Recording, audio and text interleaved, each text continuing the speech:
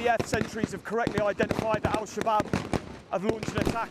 British troops in Uganda, helping train men and women who will go to Somalia to be part of the African Union's peacekeeping mission. Hands up! I'm Hannah King, and I've been here with Laura Makin-Isherwood, finding out what the Brits are doing, why, and how the Ugandans feel about it.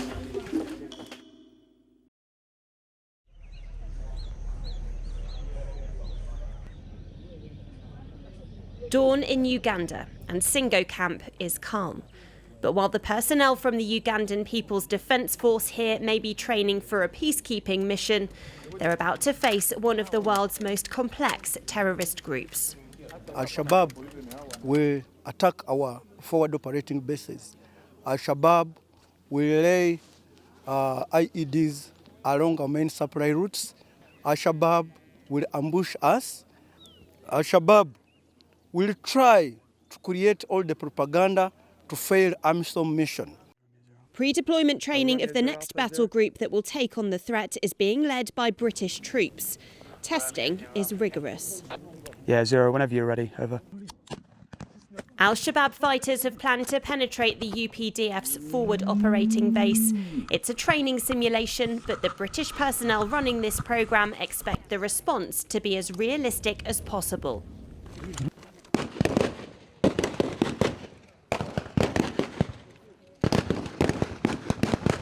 So what you're seeing now is that the UPDF sentries have correctly identified that al-Shabaab have launched an attack onto their AO.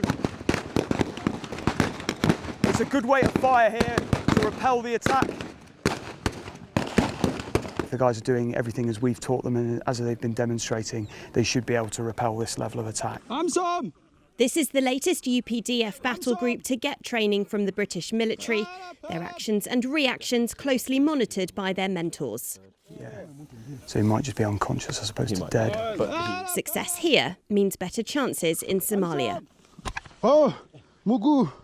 UPDF Battle Group 29 will be deployed to the Lower Shabelle region of Somalia, an area surrounding the nation's capital, Mogadishu. Al-Shabaab still exert control over swathes of land there, with the jihadist fundamentalist group using rape, abduction and suicide bombings as regular forms of attack.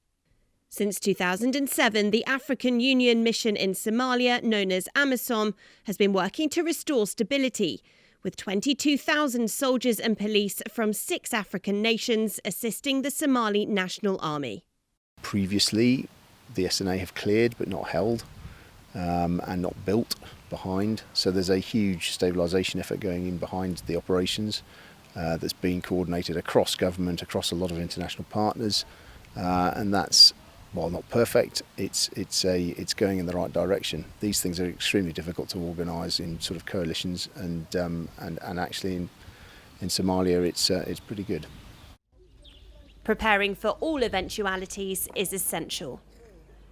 And this is the kind of scenario that the troops might face when they are deployed to Somalia. A man unknown to the soldiers at the gates has arrived here holding a device that they've identified as an unexploded IED. They've then had to decide how to deal with it and follow the correct procedures. And their methods are working. We don't need to carry it inside because we don't know what we are carrying. Happy days. Yeah, please carry on. But not all scenarios are casualty-free. UPDF medics are being put through their paces too. Yeah. So it's 1, 2. We don't wait 6 seconds. But while the basics must be mastered, Stay alive, stay alive. expecting the unexpected is just as important. What's happened here is the patient is an al-Shabaab member, and they're trying to restrain him now because he's already caused casualties in the FOB. So they're trying to restrain him so that he can't cause any more casualties among the medical staff. That could be something that happens. There are just days of practice left, and in December, UPDF Battle Group 29 will leave Uganda to do this for real. The reports from the troops and my own assessment is that we are now mission ready. Even if we are to deploy this morning, I'm confident that the training we've had here is quite enough for us to be able to do our best in Somalia. It's about working with the local civilian populations and Somali security partners in order to empower the Somali government, reassure the local population and bring peace and stability to the country. A 12-month deployment with important objectives and significant British contribution.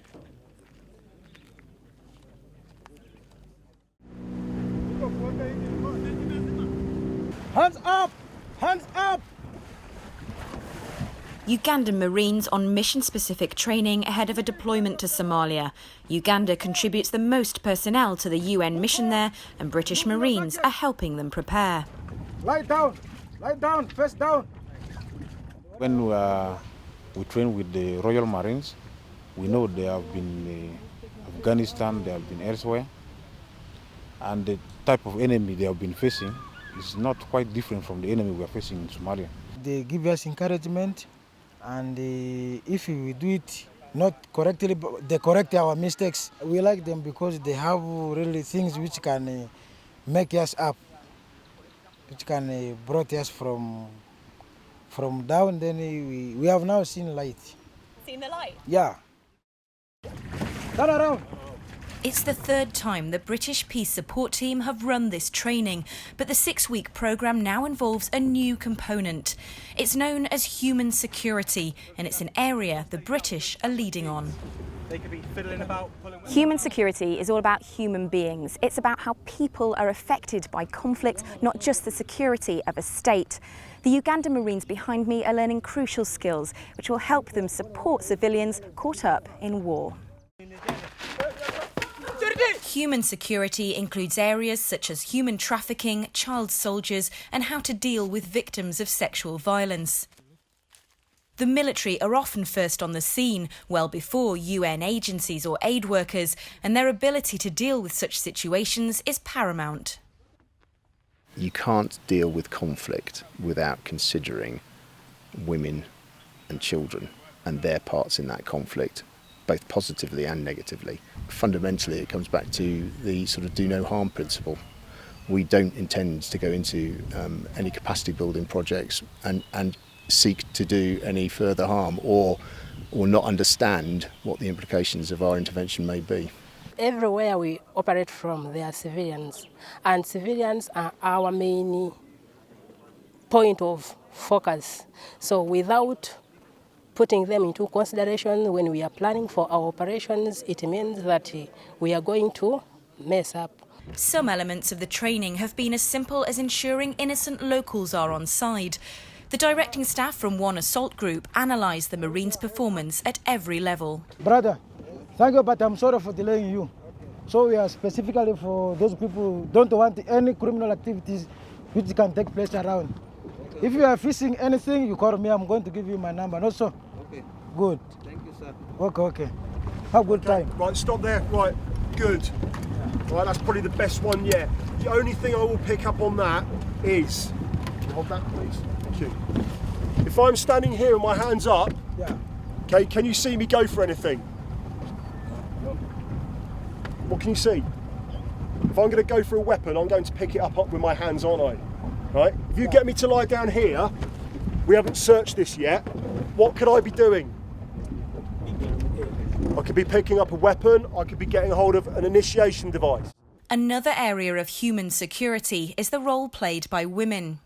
Academic research has shown that when women participate in peace processes, the resulting agreement is over a third more likely to last 15 years or more, and that higher levels of gender equality in a society are associated with lower susceptibility to conflict. For this reason, there is a drive to recruit more women into militaries and peace processes across the world. The UN has set some pretty stringent targets. Ironically, but I suppose not surprisingly, some of the African nations are the best performing in terms of achieving the sort of percentages that the UN has prescribed. And for example, the Malawians, I think, now provide the greatest proportion of female soldiers of any national contingents. To be fair to most of our African partners, they do a far better job of meeting the sort of proportions of women to be integrated into their forces than we do. Today marks the end of the training package, which means the Ugandan Marines have an audience. With VIPs, including defence attachés for Somalia and Uganda, as well as UN representatives, they must now demonstrate their readiness to deploy. Vessels operating along the coast of Somalia may be innocent fishermen, but they may also be criminals trafficking drugs or people. Knowing how to deal with innocent bystanders and victims of conflict is as important as any other skill set for Marines and infantrymen alike. 12 and 13. Perfect from there. Training from the Royal Marines is always welcomed by the Ugandan People's Defence Force, a long-running programme of skill sharing that ensures personnel deploying on UN missions are ready for action. With Africa set to become one of the world's biggest players, partnerships now could pay future dividends. But there's more to relationship building than simply shouting orders. A lot of it is communication, obviously, with the language barriers and that as well. So from that, a lot of the training is a lot more visual based, moving them around. Okay, it's more listening and reading. We go straight into the practical aspects as well. Get them out the classrooms and get them more motivated to do it that way. So towards the last sort of 5-10 minutes, or maybe even half an hour before the training's meant to finish, momentum does slow, and you have to take into account that they're getting hungry. They're up at 4 o'clock in the morning, so it gets to 10 o'clock when their breakfast is allocated, and they're definitely starting to lose interest. From learning how to secure areas of interest to executing successful vehicle checkpoints, Britain's military influence on the Ugandan Defence Force's work is widespread. But I'm not seeing any signature around like that. It's an ID. Without a signature? What does it? Only picture depicts it is you, but you at least have to have a signature somewhere. It's electronic. But the UK is not the only nation preparing these troops for UN operations. The US, the French, the Dutch, but there are other nations that also deliver training here.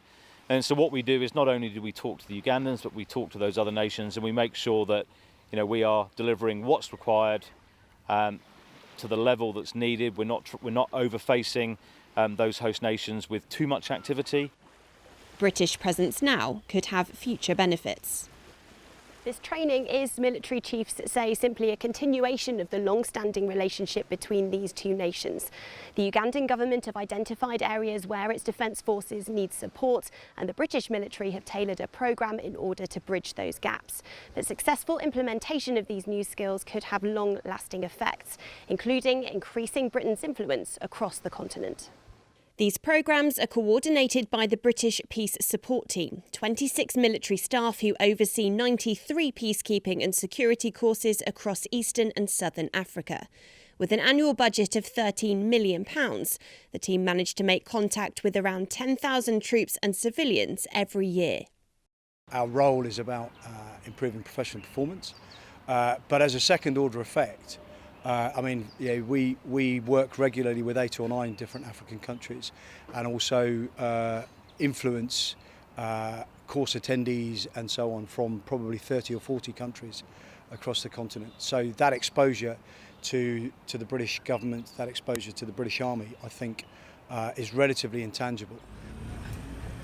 With the UK's position in the world shifting, its relationship with global traders in a state of flux, could it be that boosted military relations in Africa could help in other areas too?